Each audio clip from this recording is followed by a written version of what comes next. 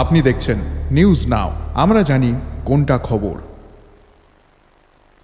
नमस्कार, मैं सुषमा। आप सभी देख रहे हैं न्यूज नाउ में आज का समाचार। इस वर्ष स्वतंत्रता दिवस की थीम विकसित भारत है। 2047 तक भारत को एक विकसित देश में बदलने के लिए सरकार के दृष्टिकोण को ध्यान में रखते हुए यह नाम तय किया गया है। राष्ट्रपति द्रौपदी मुर्मू ने अपने संबोधन में स्वतंत्रता सेनानियों के बलिदानों की सराहना की है और सरकारी योजनाओं की प्रशंसा की, जिससे आर्थिक रूप में कमजोर वर्गों को अधिक लाभ हुआ है। उन्होंने 14 अगस्त को विभाजन विभीषिका स्मृति दिवस के रूप में मनाने की बात की। इस दिन विभाजन की त्रासदी को याद किया जाता है और उन परिवारों के प्रति एकजुटता व्यक्त की जाती है जो विभाजन के समय प्रभावित हुए थे। राष्ट्रपति मुर्मू ने कहा कि सरकार ने महिलाओं के सशक्तिकरण के लिए कई सारे योजनाएं शुरू की हैं। सरकार देश भर में नारी शक्ति के विस्तार की दिशा में काम कर रही है।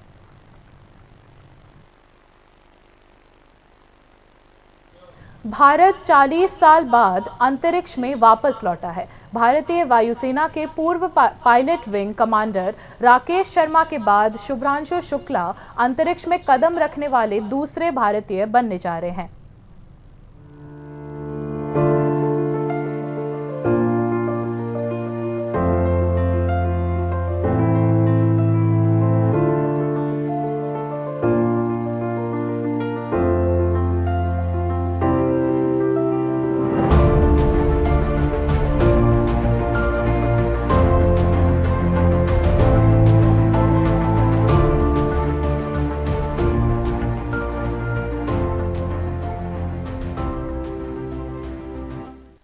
अप्रैल 1984 को भारतीय वायुसेना के पूर्व pilot wing commander Rakesh Sharma Soviet Intercosmos कार्यक्रम के तहत सोयूज T-11 अंतरिक्ष यान में सवार होकर अंतरिक्ष में गए थे।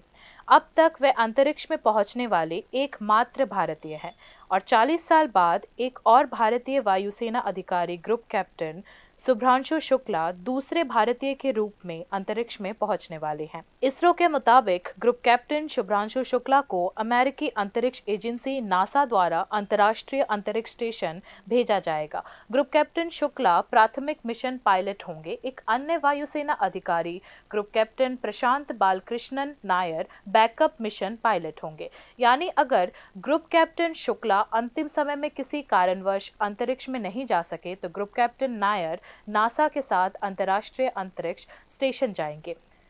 ग्रुप कैप्टन शुभ्रांशु शुक्ला उत्तर प्रदेश की राजधानी लखनऊ के रहने वाले हैं। वे करीब 18 साल पहले भारतीय वायुसेना में शामिल हुए थे। ग्रुप कैप्टन शुभ्रांशु शुक्ला की बहन ने कहा कि कारगिल युद्ध उनके लिए बल में शामिल होने की प्रेरणा थी। 1999 में कारगिल युद्ध के दौरान ग्रुप कैप्टन शुक्ला सिर्फ 14 साल के थे। हालांकि उन्होंने भारतीय सैनिकों की बहादुरी और बलिदान के बारे में पढ़ने के बाद सशस्त्र बलों में शामिल होने का फैसला किया। संयोग से भारत का पहला मानवयुक्त अंतरिक्ष मिशन गगनयान मिशन 2026 में होगा। 3 भारतीय अंतरिक्ष यात्री 3 दिनों तक पृथ्वी की कक्षा में 400 किलोमीटर की यात्रा करेंगे। फिर उन्हें सुरक्षित रूप से पृथ्वी पर वापस लाया जाएगा। उनका अंतरिक्ष यान भारतीय जल सीमा में उतरेगा। उससे पहले नासा अंतर्राष्ट्रीय अंतरिक्ष स्टेशन पर आगामी एक्सियोम 4 मिशन पर जा रहा है। मिशन में एक भारतीय अंतरिक्ष यात्री को भेजने के लिए इसरो ने एक्सियोम स्पेस और नासा के साथ एक अंतरिक्ष उड़ान समझौता भी किया है। हाल ही में केंद्रीय मंत्री जितेंद्र सिंह ने संसद में यह जानकारी दी।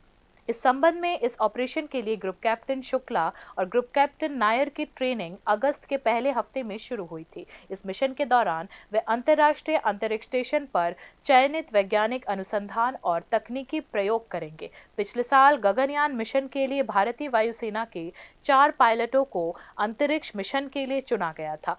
उनका प्रारंभिक प्रशिक्षण बेंगलोर में इसरो के नवोस्कर प्रशिक्षण केंद्र में शुरू हुआ। Bureau report, news now. Har Ghar Tiranga कार्यक्रम के पहल के तहत खोवाई उपमंडल के रामचंद्र घाट क्षेत्र में पद यात्रा और सभा का आयोजन किया गया। इस अवसर पर मुख्यमंत्री डॉक्टर मानिक शाह भी उपस्थित रहे।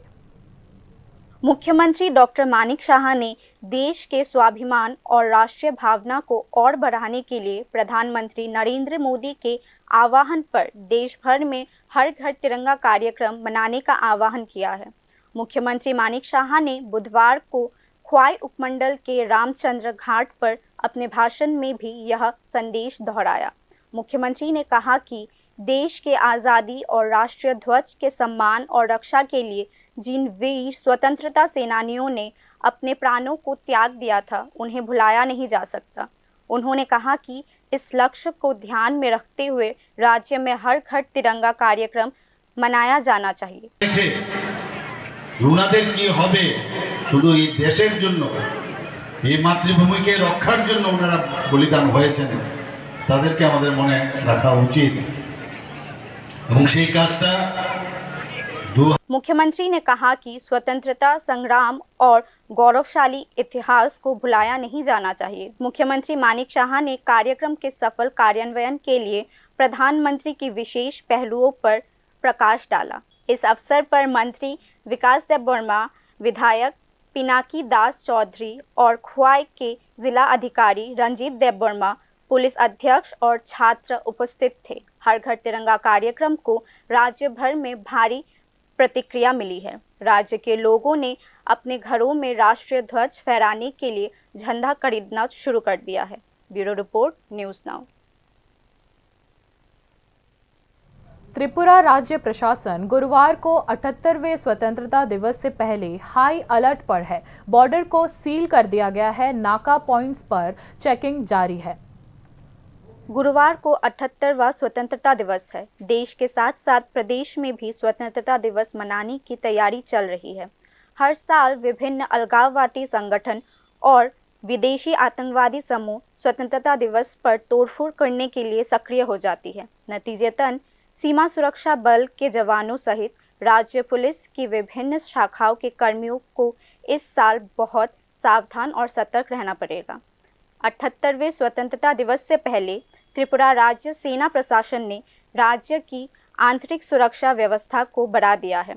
सुरक्षा उपायों को भी मजबूत किया गया है, खासकर पड़ोसी देश बांग्लादेश में अस्थिर स्थिति के कारण। त्रिपुरा बांग्लादेश अंतर्राष्ट्रीय सीमा को सील कर दिया गया है। बीएसएफ के जवान सीमा पर यात्रा करने वाले वाहनों से लेकर व्यक्ति की आवाजाही पर नजर रखे हुए हैं। इस बीच राजधानी अगरतला में भी सुरक्षा व्यवस्था कड़ी कर दी गई है। पश्चिम त्रिपुरा जिले में शांति और व्यवस्था बनाए रखने के लिए लगभग 700 पुलिस कर्मियों को तैनात किया गया है। राज्य के सीमावर्ती इलाकों को पहले ही सील कर दिया गया है। पुलिस राजधानी के व्यस्त इलाकों के साथ साथ राष्ट्रीय राजमार्ग के विभिन्न हिस्सों में नाका पॉइंट स्थापित कर तलाशी ले रही है। उधर बीएसएफ के जवान सीमावर्ती इलाकों की सुरक्षा में कोई कमी नहीं छोड़ना चाहते। बीएसएफ ने हर सीमा द्वार के साथ साथ पूरे सीमा सड़क पर ठोस तलाशी जारी रखी है। सीमा सुरक्षा बल सीमा के दूसरी तरफ रहने वाले हर नागरिक के सभी कानूनी दस्तावेज और उनके पास मौजूद सामान की तलाशी ले रहे हैं। इस बीच स्वतंत्रता दिवस समारोह के मुख्य कार्यक्रम आसाम राइफल ग्राउंड में आयोजित किया गया है। Bureau report, news now. Assam विश्वविद्यालय सिलचर के विधि विभाग के एसोसिएट प्रोफेसर विश्वजीत दास के खिलाफ यौन उत्पीड़न की शिकायत दर्ज की गई है। इसी के मद्देनजर बुधवार को प्रोफेसर विश्वजीत दास को पुलिस ने हिरासत में ले लिया है।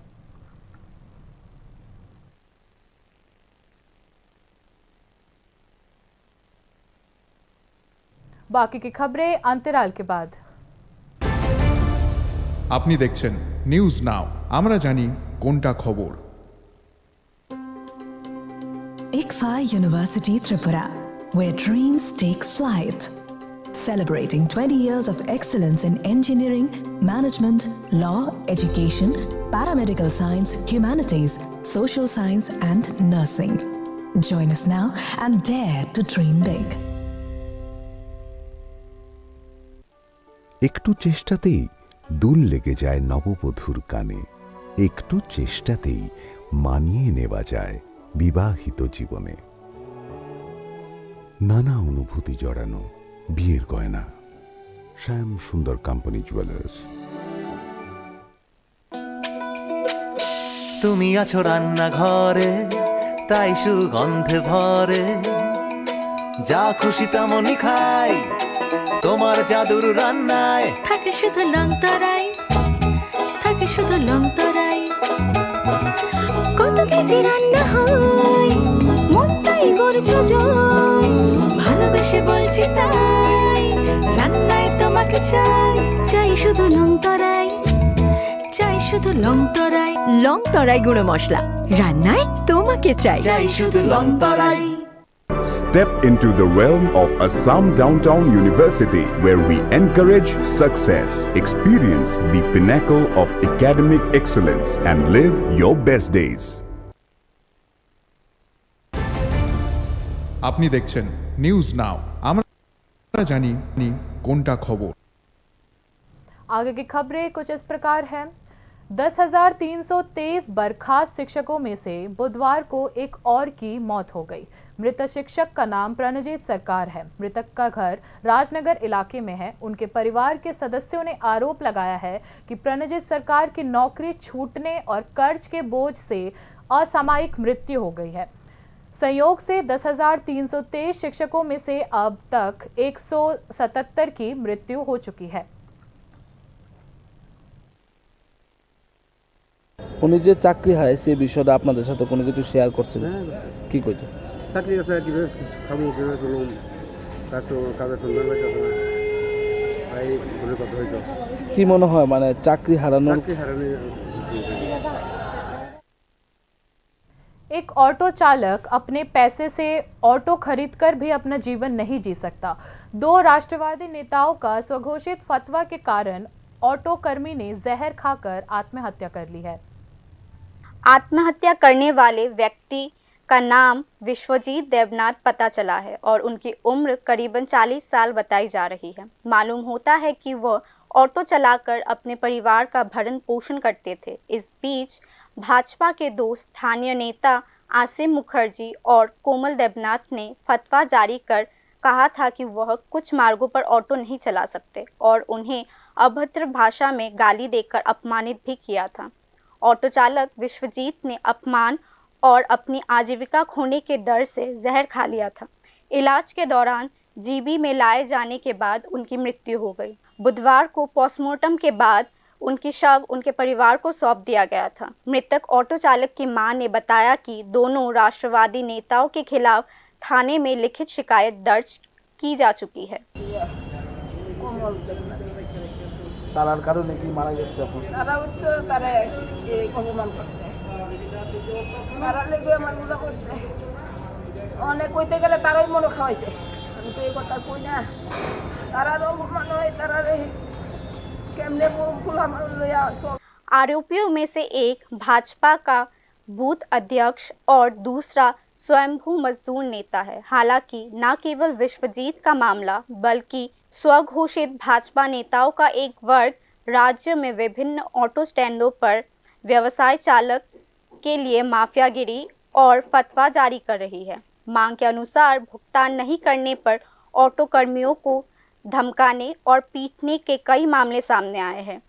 सब कुछ जानने के बावजूद सत्ताधारी दल और मजदूर संघ चुप है। बार बार अफवाहें उड़ती रहती है कि मुनाफे का एक भाग उन्हें भी जाता है। Bureau report, news now. Kamalpur में बिजली कनेक्शन को चेक करने के दौरान एक व्यक्ति की मौत हो गई। घटना कमलपुर थाना क्षेत्र के मैछारी पंचायत के राम दुर्लभपुर चाय बागान के पास की है।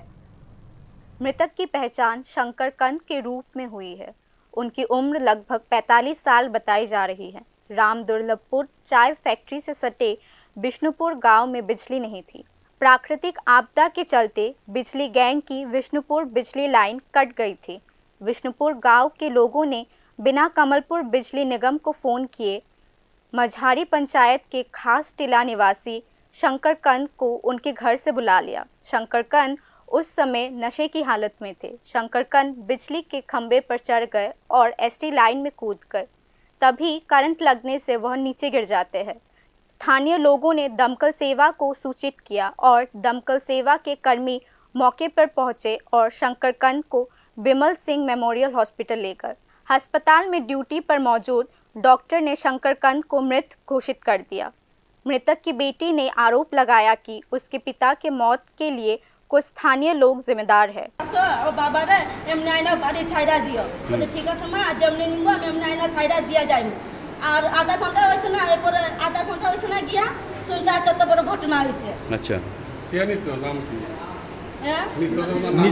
दुखद मृत्यु से मृतक के परिवार में शोक का साया छाया हुआ है। हालांकि स्थानीय पुलिस घटना के आरोप में किसी को भी गिरफ्तार नहीं कर सकी। कमलपुर से संवाददाता देवजीत गुहा रॉय की रिपोर्ट, न्यूज़ नाउ। TFA द्वारा आयोजित राखाल शील्ड नॉकआउट फुटबॉल प्रतियोगिता का सीजन 14 अगस्त यानी बुधवार को शुरू हो गया है। नॉकआउट में भाग लेने वाले क्लबों ने तैयारी शुरू कर दी है। ज्वेल्स एसोसिएशन की टीम बुधवार सुबह उमाकांत मिनी स्टेडियम में अभ्यास करती नजर आई। ज्वेल्स एसोसिएशन 17 अगस्त को नॉकआउट प्रतियोगिता में अबेनी संघ के खिलाफ खेलेगी। एक साक्षात्कार में ज्वेल्स एसोसिएशन टीम के कोच पूरी प्रसाद देब्बर्मा ने कहा कि ज्वेल्स एसोसिएशन ने लीग की सारी तैयारियां कर ली है और इसीलिए उन्हें नॉकआउट में चुना गया है। चूंकि ज्वेल्स 17 अगस्त को नॉकआउट का पहला मैच खेलेंगे, परिणाम स्वरूप क्लब को प्रारंभिक मैच खेलने का अवसर नहीं मिलेगा। हालांकि पूरी प्रसाद देब्बर्मा ने यह उम्मीद जताई है कि ज्वेल्स एसोसिएशन लीग का खिताब जरूर जीतेगा। নকআউটটা মানে প্রস্তুতি হিসেবে দেখি এবং যদি কিছু হয় এটা তো আমরা মানে ক্লাবের গেইন। তবে পাশাপাশি এখনো ম্যাচ দেখিনি। 17 তারিখ ম্যাচ দেখার পরে আমাদের মানে টিমটা কি হবে না হবে আমরা বুঝে নেব। কারণ अगरतला शहर सिर्फ नाम का ही एक स्मार्ट सिटी है। स्मार्ट मोबिलिटी मापदंडों में यह शहर फेल हो गया है। कानून का कड़ाई से पालन नहीं करना और कुछ लोगों की प्रवृत्ति कानून तोड़ने की भी होती है। सरकार के ध्यान और आम आदमी के हित के लिए अगरतला शहर की कमजोर यातायात नियंत्रण व्यवस्था का विश्लेषण न्यूज़ नाउ की स्क्रीन पर लगातार प्रस्तुत किया जाता है। स्मार्ट सिटी एक ऐसी प्रणाली है जो संसाधनों और सेवाओं के बेहतर प्रबंधन के लिए डिज़ाइन की गई है। ई स्मार्ट सिटी परियोजना का उद्देश्य शहरीकरण के अवसरों का प्रभावी उपयोग करके लोगों की सुविधा बढ़ाना है। इसमें कुशल यातायात प्रबंधन एक प्रमुख तत्व होता है। वर्तमान में अगरतला में ट्रैफिक जाम एक गंभीर समस्या बन गई है, जिसे शहर के लिए एक बड़ा मुद्दा माना जाता है। यातायात जाम अगरतला में एक गंभीर समस्या है जो अतिरिक्त कार्बन डाइऑक्साइड उत्सर्जन और ईंधन की खपत को बढ़ाती है, जिससे नागरिकों के जीवन पर प्रतिकूल प्रभाव पड़ता है। अपर्याप्त बुनियादी ढांचा, कानून प्रवर्तन की कमी और खराब यातायात प्रबंधन इसके मुख्य कारण है। मौजूदा बुनियादी ढांचे का आवश्यकता अनुसार विस्तार नहीं हो सकता है और त्रिपुरा सरकार इलेक्ट्रॉनिक ट्रैफिक सिग्नल प्रणाली के माध्यम से सुधार की कोशिश कर रही है, लेकिन ये प्रणाली व्यस्त घंटों यानी कि पीक आवर्स के दौरान बिल्कुल भी प्रभावी नहीं है। अगरतला की जनसंख्या वृद्धि दर राष्ट्रीय औसत से अधिक है, जो लगभग 13.5% है और सड़क पर कारों की संख्या सालाना 23.3% की दर से बढ़ रही है। देश के पूर्वोत्तर क्षेत्र में अगरतला सबसे अधिक आबादी वाले शहरों में से एक है। शहर के चौराहे पर यातायात बढ़ने से जाम की समस्या और अधिक गंभीर हो गई है।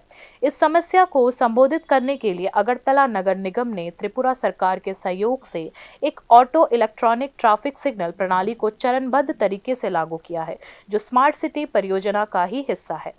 अगरतला में उत्तर गेट, गोरखा बस्ती, पैराडाइज चौमुहानी, गणराज चौमुहानी, IGM चौमुहानी, मार्ट चौमुहानी और ओरिएंट चौमुहानी जैसे 7 प्रमुख चौराहे बिंदुओं पर ऑटो इलेक्ट्रॉनिक ट्रैफिक सिग्नल प्रणाली लागू की गई है। त्रिपुरा राज्य ट्रैफिक विभाग का कहना है कि यह प्रणाली यातायात की तीव्रता, कतारों की संख्या और प्रतीक्षा समय को ध्यान में रखकर डिजाइन की गई है। फिर भी कुशाग्र और व्यवस्थित यातायात प्रबंधन की कमी के कारण यह प्रणाली पीक आवर्स के दौरान प्रभावी नहीं रहती। हालांकि शहर में हवाई अड्डे, फ्लाईओवर और एक्सप्रेसवे, बस अड्डे और रेलवे स्टेशन, पुल आदि आधुनिक ढांचागत विकास हुए हैं, फिर भी एक कुशल यातायात नियंत्रण प्रणाली की कमी बनी हुई है। अगरतला में अवैध अतिक्रमण और सड़कों के अवैज्ञानिक उपयोग से निवासियों की जीवन गुणवत्ता में गिरावट आई है। अतिक्रमण हटाने के अभियान अक्सर चलाए जाते हैं, लेकिन उनकी प्रभावशीलता पर सवाल उठते हैं। एक स्मार्ट सिटी की पहचान स्मार्ट अर्थव्यवस्था, स्मार्ट लोग, स्मार्ट जीवन, स्मार्ट पर्यावरण और स्मार्ट गतिशीलता जैसे मानकों से ही होती है। इस संदर्भ में अगरतला स्मार्ट मोबिलिटी में विफल रही है। अगरतला में क्षमता से अधिक यातायात, भारी वाहनों के प्रवाह में अचानक ब्रेक और मोटर चालित रिक्शाओं के कारण समस्याएं हैं। साथ ही कुछ ड्राइवरों की यातायात कानूनों का उल्लंघन करने की बीमार मानसिकता भी है। त्रिपुरा राज्य ट्रैफिक विभाग की भूमिका पर भी सवाल उठ रहे हैं, क्योंकि यातायात कानूनों का सही अनुप्रयोग नहीं हो रहा है। अगरतला निवासियों का ऐसा मानना है कि अगर जुर्माना वसूलने से यातायात कानूनों का सही क्रियान्वयन संभव होता तो शहर की यातायात नियंत्रण व्यवस्था में कोई शिकायत नहीं होती। स्मार्ट सिटी अगरतला में खराब यातायात नियंत्रण प्रणालियों के चौंकाने वाले विश्लेषणों की अपनी श्रृंखला में न्यूज़ नाउ की अगली एपिसोड में भीड़ भाड़ और यातायात नियंत्रण प्रणालियों में सुधार करने के बारे में विशेषज्ञों के विचार होंगे। Bureau report, news now. बाकी के न्यूज़ अपडेट्स के लिए देखते रहिए न्यूज़ नाउ। शुभ रात्रि।